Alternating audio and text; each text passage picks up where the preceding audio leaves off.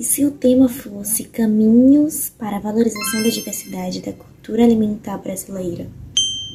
Bom, como sugestão de abordagem, a gente pode mencionar a ONU da seguinte forma.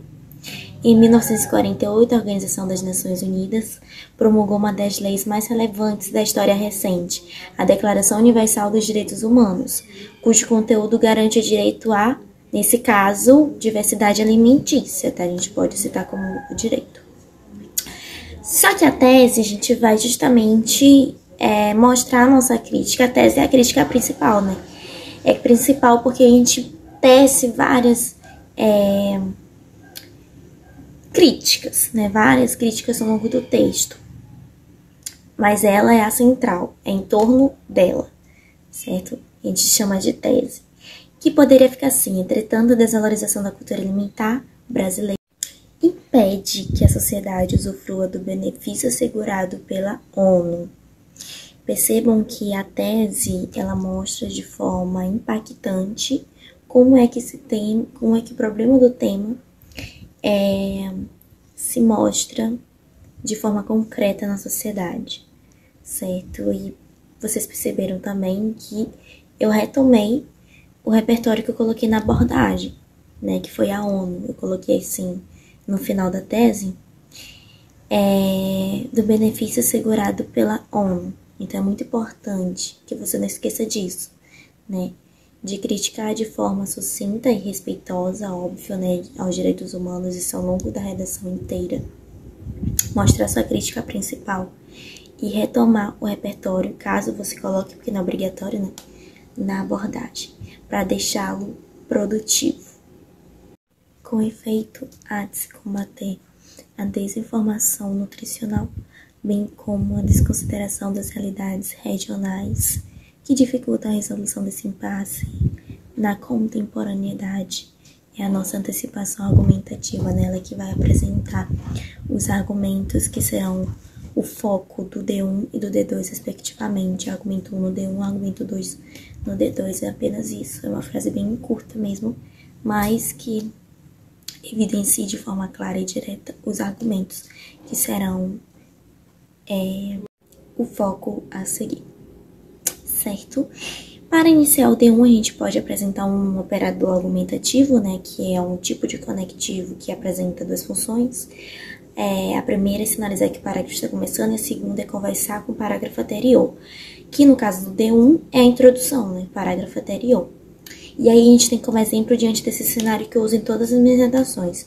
Por quê? Porque é uma coisa que eu já consigo logo lembrar, né, pra ficar pensando em outra e tudo mais. Como já é uma coisa que eu usava muito no curso de profinho, então eu resolvi levar pra vida. Mas você pode usar nesse viés, sobre esse cenário, nessa perspectiva. Pesquisa a lista de operadores argumentativos e aí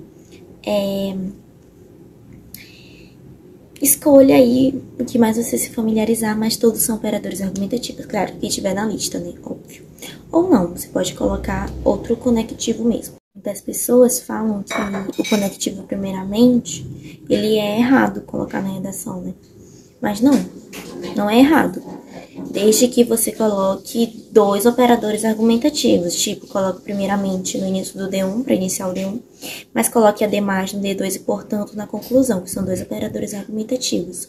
O Enem, ele obriga isso, da colocação de esses dois tipos de conectivos. Mas ele não é errado. Agora, claro, se você colocar primeiramente e só um operador argumentativo no D2, aí vai ser errado, porque o Enem, ele obriga que seja no mínimo 2, certo? Operadores argumentativos. Sempre repetindo, para que vocês não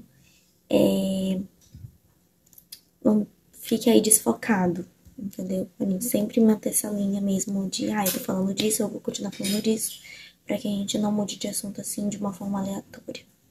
E aí ficou o seguinte: diante desse cenário, a CFN, que é o Conselho Federal de Nutricionistas, emitiu uma nota pública acerca dos cuidados a serem tomados pela sociedade na busca de informações relacionadas à saúde, a fim de mitigar as manifestações sensacionalistas e sem nenhum fundamento científico sobre o tema. Você pode começar com o tópico frasal, né? Sem problema nenhum. Só que como ele não é obrigatório, eu não uso por conta da minha letra. né? E que já fica muito grande sem ele. Mas se você for aderir, coloque tanto no D1 quanto no D2. Se você queira não aderir, fique sem colocar nos 2 parágrafos, tá? Não pode ser colocado só em um e no outro não, no D2 não. Tem que ou colocá-lo nos 2 ou não colocar em nenhum, certo? É importante isso, porque senão vai perder pontos. Na parte da competência 4, que avalia a coesão textual. O que eu acabei de ler foi o meu repertório sociocultural, né? A minha fundamentação, que a gente chama, porque é ele que vai fundamentar a nossa argumentação, o nosso posicionamento, a nossa tese, certo? Que eu citei aí a CFN, uma nota pública que ela publicou e tudo mais. Como eu acabei de ler, né? E agora a gente vai para o fundamento argumentativo, que começa com o seguinte conectivo. Sob essa perspectiva, é incoerente que conectivo de ênfase, né? É incoerente que a problemática criticada seja a realidade no Brasil, uma vez que os consumidores estão ou deveriam estar cada vez mais atentos às inovações qualitativas, como declarado pela CFN. Então, no aprofundamento argumentativo, que ainda não acabou, tá? Essa aqui foi a primeira oração ainda. Eu logo retomo ao parágrafo, ao repertório para deixá-lo produtivo. Sempre faça a retomada do seu repertório, tá? Se você for colocar repertório na introdução, faça a retomada na tese. Se você for tem que colocar, né? Se for não, tem que colocar no D1 e no D2. Faz a retomada no aprofundamento argumentativo ou na reflexão crítica. Só que no aprofundamento argumentativo ele é mais indicado, né? Justamente por estar presente essa argumentação, certo? E na conclusão tem repertório sociocultural, então é isso.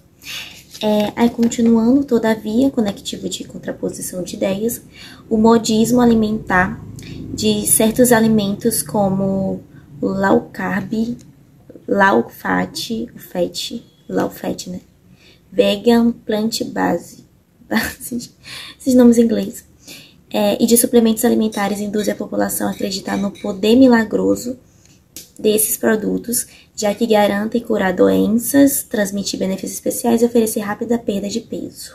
Então, quer dizer que no início do aprofundamento argumentativo eu coloquei um raciocínio lógico, né, como vocês perceberam, que é incoerente, que essa problemática, ela pendure no Brasil por causa aí, devido justamente que os consumidores deveriam estar cada vez mais atentos a essas inovações alimentícias, né? E depois eu coloco um conectivo de contraposição debatendo isso, né? Indo contra, dizendo que o modismo alimentar, apesar dos consumidores parecerem estar mais atentos, e realmente estão, né? Ou alguns, enfim, porque ainda existe essa problemática. O modismo alimentar é de certos alimentos, como eu citei alguns alimentos que estão aí na moda, né? Essa questão de veganismo e tudo mais.